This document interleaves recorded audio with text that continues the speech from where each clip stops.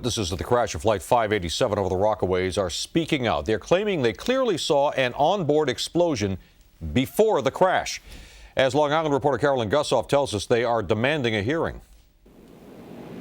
On a morning walk along the beach, from outside a home, from inside a deli, 24 witnesses in the Rockaways claim they saw the same thing and tell strikingly similar accounts. Without a doubt, there was an explosion. I saw a puff of white smoke come from the fuselage by the right wing. And in a few more seconds, I saw an explosion. We definitely saw an explosion followed by a fireball and the plane then coming apart and then crashing. Tom Lynch, a retired firefighter, is one of 6 witnesses who have written this letter to the NTSB demanding to be allowed to testify at a public hearing about what they claim they saw. American Airlines Flight 587 explode into flames before its tail and engines fell off. The witnesses believe the NTSB rushed to judgment and prematurely ruled out the possibility of a terrorist attack, angry that on the very day of the crash, the NTSB said it appeared to be the result of an accident.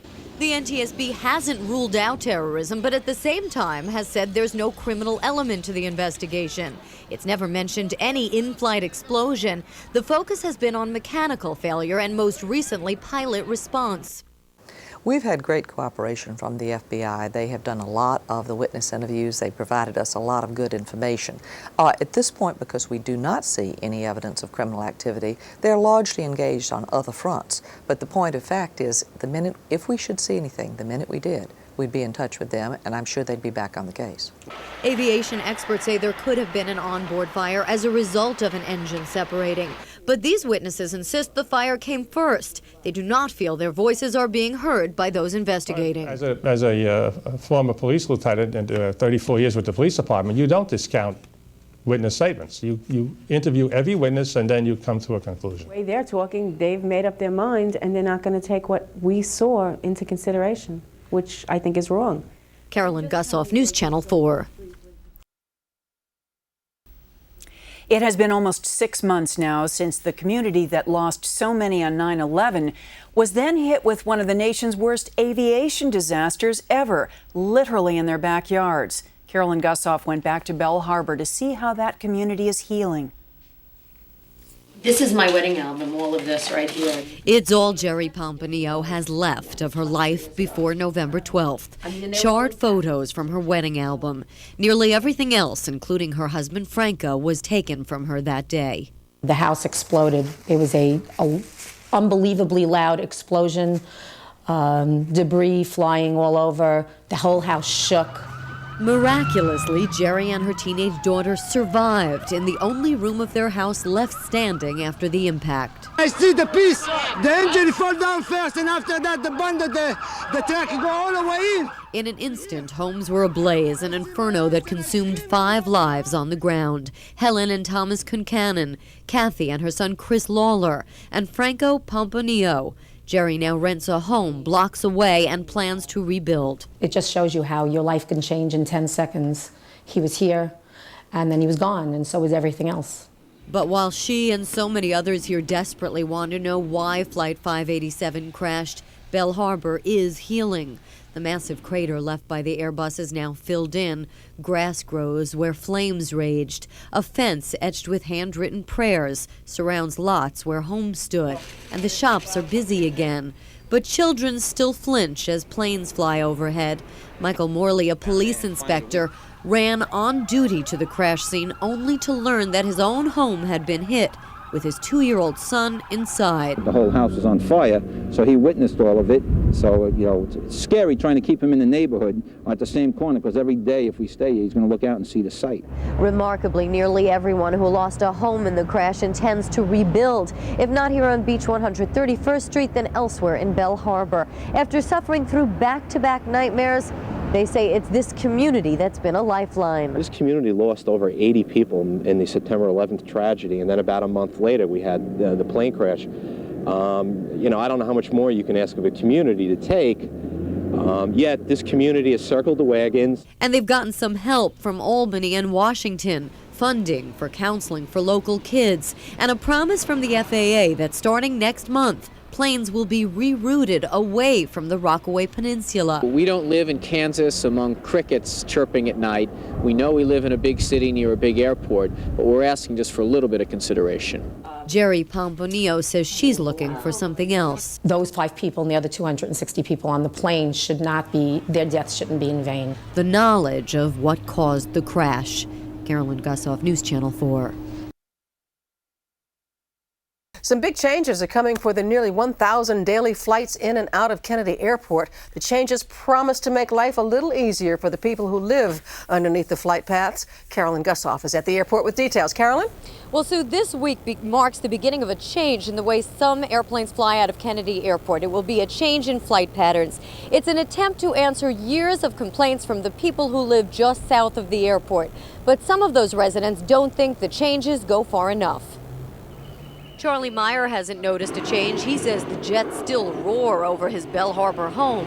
This morning, I went out for my usual morning coffee and bagel, and planes were coming over. He and other Rockaway residents have for years been asking for a flight pattern change. The demands became more urgent after November 12th, when Flight 587 crashed into this neighborhood, killing everyone on board and 5 on the ground. Betty Weiser's home was among those hit. This is their solemn obligation, and I would like to know who's sitting on top of that ladder that says, no, we're not going to do it. Indeed, the FAA has begun rerouting jets, but only at night and not because of Flight 587. Officials say it's a noise reduction effort that began more than a year ago. Starting this week, planes taking off from Kennedy between 11 p.m. and 7 a.m. are no longer heading straight over the Rockaways. Instead, they're bearing west over Jamaica Bay and around the tip of the Rockaway Peninsula. A new computer tracking system in the cockpit precisely guides the planes.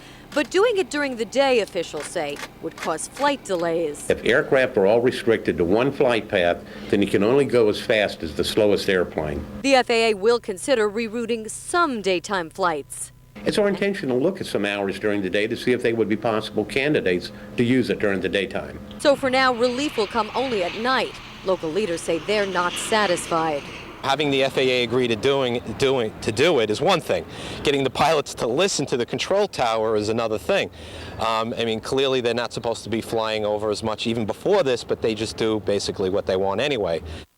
Well, pilots will have little choice. The routes will be programmed into the cockpit computer, and if a pilot should override the system and take a quicker route, there could be sanctions against the airlines. Reporting live from Kennedy Airport, I'm Carolyn Gusoff. Back now to you in the studio. Good evening. We begin tonight remembering the victims of Flight 587. The commemoration was marked by tears and hugs and began with an oceanfront service in the light rain. Later, mourners linked their hands and bowed their heads to observe a moment of silence. Hundreds gathered to remember the 265 people who died when Flight 587 fell out of the sky minutes after takeoff from Kennedy Airport. We have live team coverage now from the crash site in Belle Harbor to Washington Heights to the Dominican Republic. We begin with Carolyn Gusoff in Belle Harbor. Carolyn? Well, Sue, as one clergy member put it very poignantly today, he said that all this rain today reflects so many tears shed over the past year. A very emotional gathering today here in Belle Harbor, New York City's official memorial service, and hundreds of family members came here to the very spot where 265 lives were lost 1 year ago. A gloomy, raw day for a solemn service. Rain fell and tears flowed as hundreds of family members gathered at Jacob Riis Park for the city's official remembrance. They were given roses and blankets and moral support, but none of it seemed to ease the pain.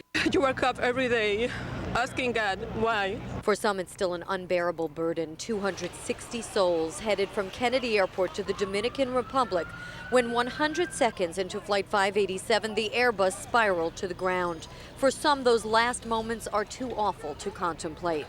I don't know what my husband thinking in that moment, but I don't know. Family members then moved to an even more emotional venue, the site of the crash. Some sat, others wept. For most, it is now sacred ground. This is where we feel there should be a memorial, not in Washington Heights, not on the beach, here. At exactly 9:16, a poignant moment of silence.